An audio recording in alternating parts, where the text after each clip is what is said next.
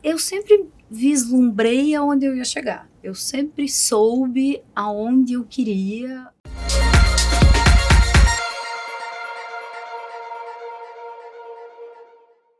Sandra, seja bem-vinda ao Forbes Brasil. Eu queria que você contasse um pouquinho como que você conquistou o seu cargo de liderança e por que ainda esses cargos não seduzem tanto a mulher. Bom, primeiro, obrigada pela oportunidade. Acho que é sempre um grande momento poder contar um pouquinho da trajetória, né? Porque a gente vê hoje tanta dificuldade para chegar nesse caminho do trabalho, na liderança, e às vezes é muito mais simples, mas é um sonho possível, né? Eu diria que assim, a oportunidade de falar da carreira e da gente mostrar o quanto é possível, eu acho que é uma coisa muito bacana. Então, em primeiro lugar, obrigada. Bom, falar um pouquinho da minha trajetória, eu sou economista de formação, eu sou curitibana, eu comecei minha vida em Curitiba, primeiro eu trabalhei em banco, depois eu trabalhei em consultoria.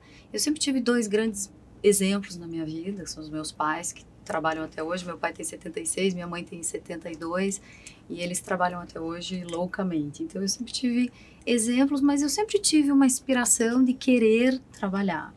Depois eu comecei a trabalhar numa empresa de linha branca, num programa de trainee. Acabei vindo para São Paulo, estou em São Paulo há 20 anos.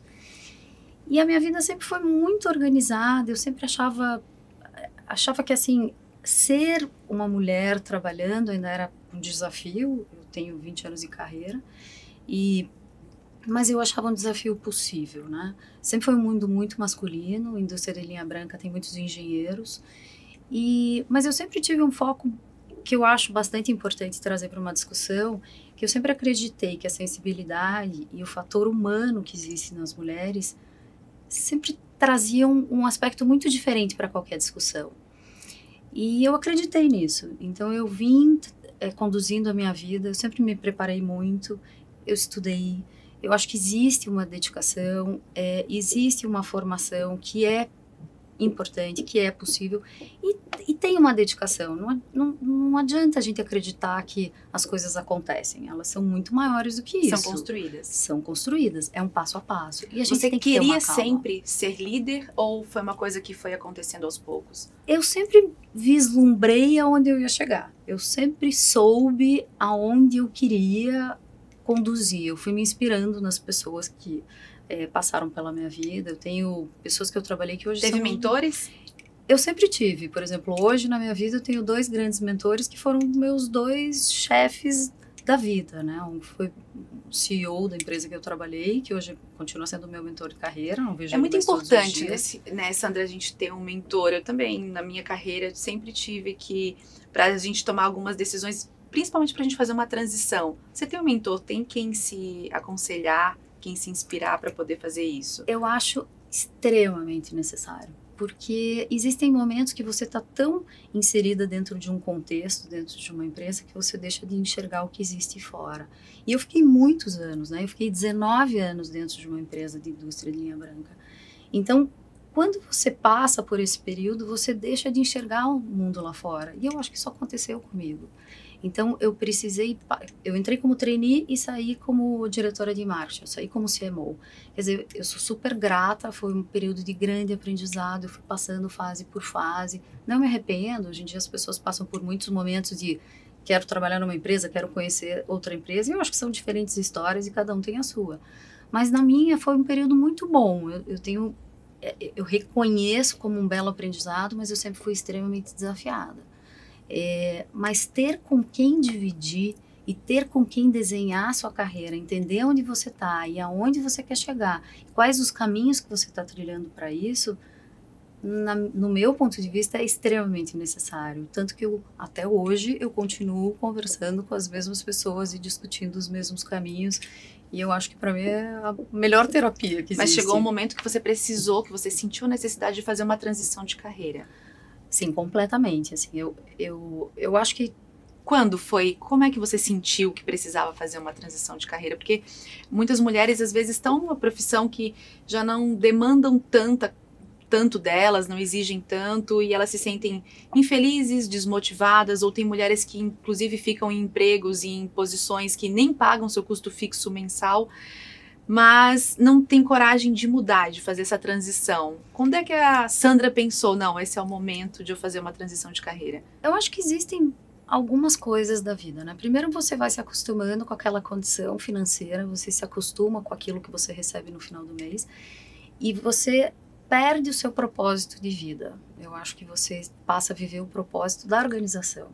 Então é muito difícil você se reconhecer no seu momento. Então eu acho que você começa a ter um incômodo sobre alguma coisa que não funciona mais. Eu diria que os meus 5 anos dentro da última organização não foram tão bons. Mas existia uma dependência financeira, obviamente, e clara na minha cabeça de que aquilo não funcionaria.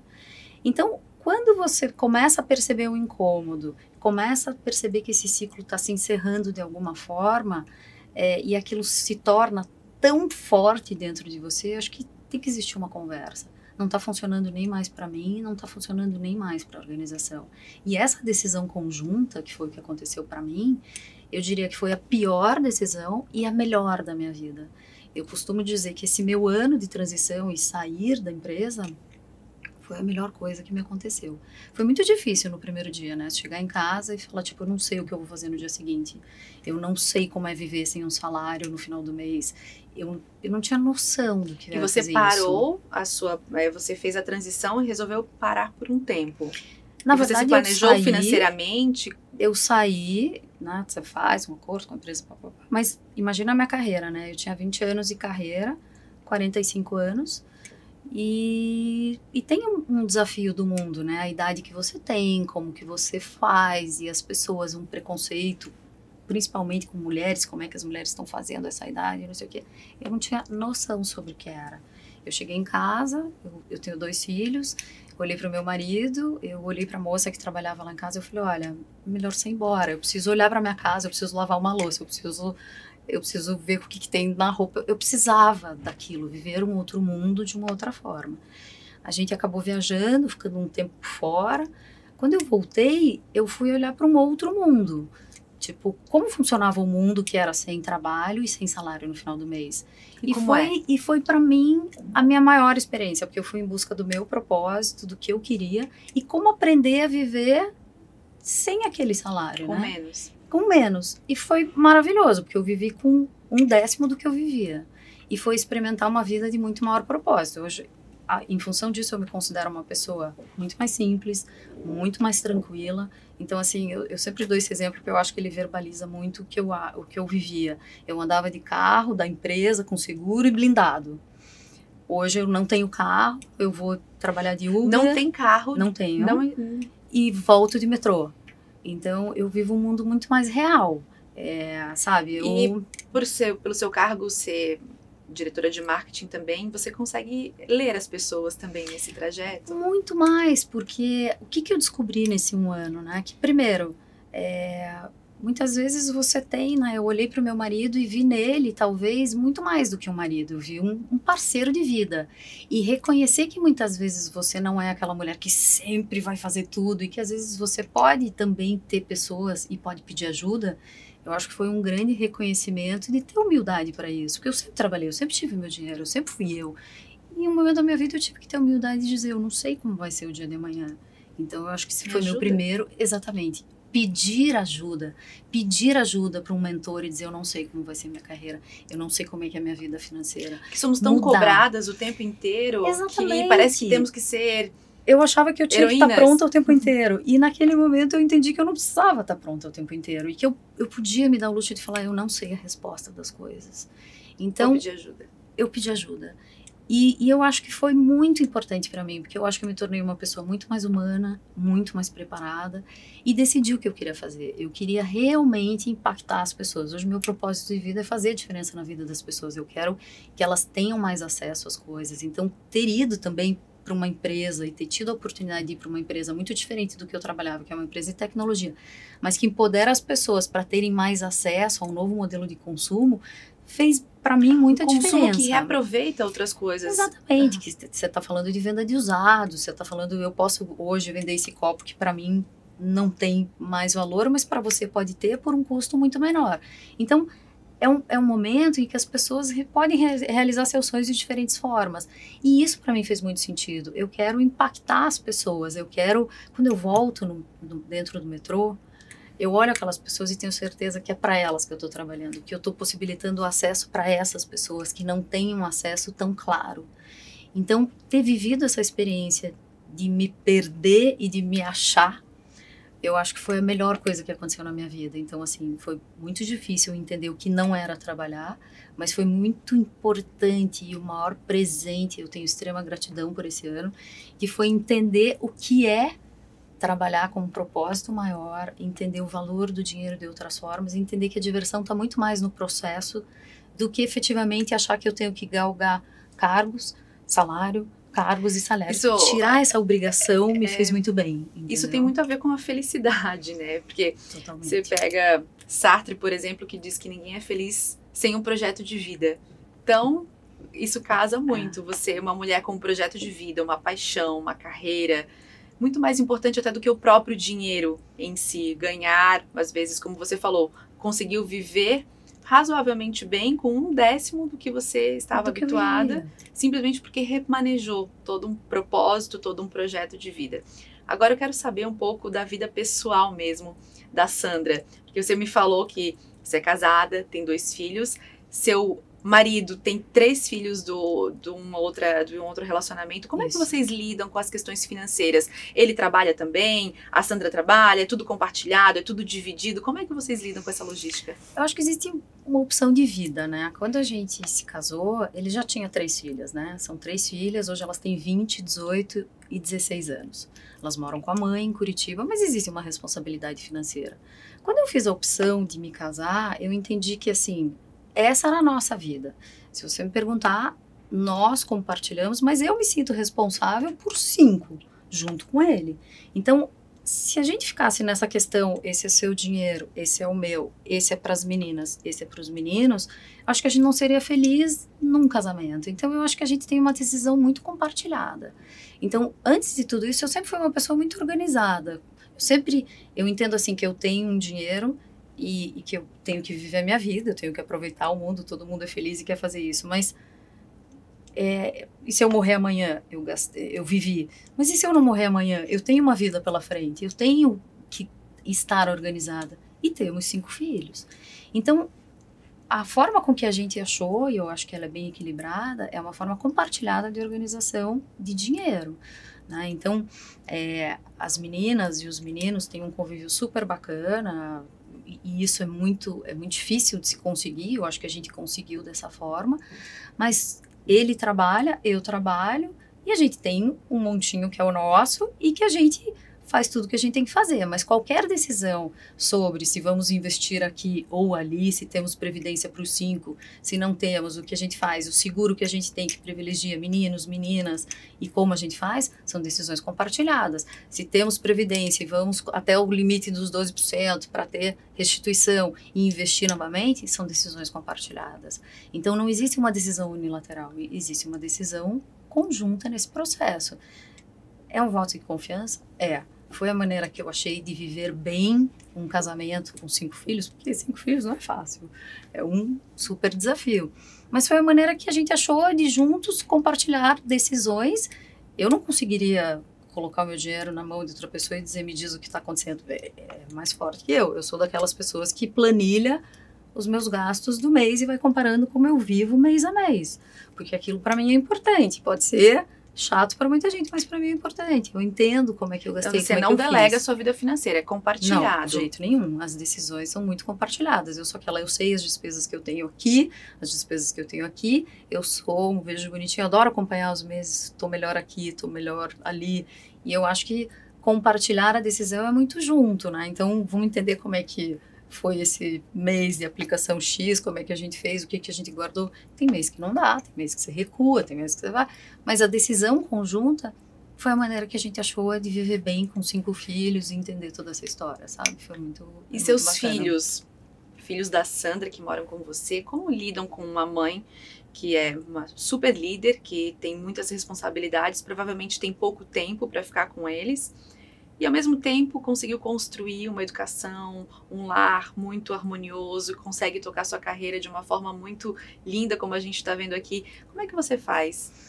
Eu acho que sempre foi uma conversa muito aberta, né? Eles nasceram com a mãe trabalhando, né? Eu tive licenças em até momentos mais curtos, voltei. Completou sua licença até o fim? Nenhuma das duas. Eu também não consegui completar a minha. Nenhuma das duas. Foi um pouco sofrido, eu diria, mas foi consciente pelo processo. Eu acho que naquela época as empresas nem eram tão acolhedoras como hoje, as coisas estão muito melhores, mas sempre foram de conversas muito francas, sabe? O que que a gente vive, o que que a gente faz. Eles têm um entendimento de que não é que a mãe deles trabalha para prover. Eu trabalho porque eu sou mais feliz, assim. Eu me realizo indo e voltando. E eles entendem o processo. Então, o discurso também da mãe influencia muito, né? Porque se você chega em casa e você fala, filho, a mamãe está indo trabalhar porque a mamãe precisa dar isso e daquilo para você. Eu acho que é um discurso para criança que soa estranho. Agora, se você fala, eu estou indo trabalhar primeiro porque eu amo meu trabalho e segundo que propicia também uma vida confortável, estável, tudo bem. Mas é tudo de como você também fala para a criança. Como eles precisam entender que existe uma realidade e que, ok, o dinheiro é muito bom e eu adoro ganhar dinheiro. Dinheiro na mão das pessoas certas, ele é maravilhoso. Então, assim, muito bom, ok. Mas eu sou feliz fazendo, eu sou uma pessoa apaixonada pelo que eu faço. Eu jamais, e ainda depois da minha transição, hoje eu só quero fazer o que eu gosto, eu me divirto no processo, eu tenho isso em mim. Então, eles sabem que eu sou uma pessoa feliz. Eu sou uma pessoa super online, eu sou daquelas que, tipo, acorda no meio da noite e dá uma olhada no celular. Eu sou, não dá para esconder porque eu sou.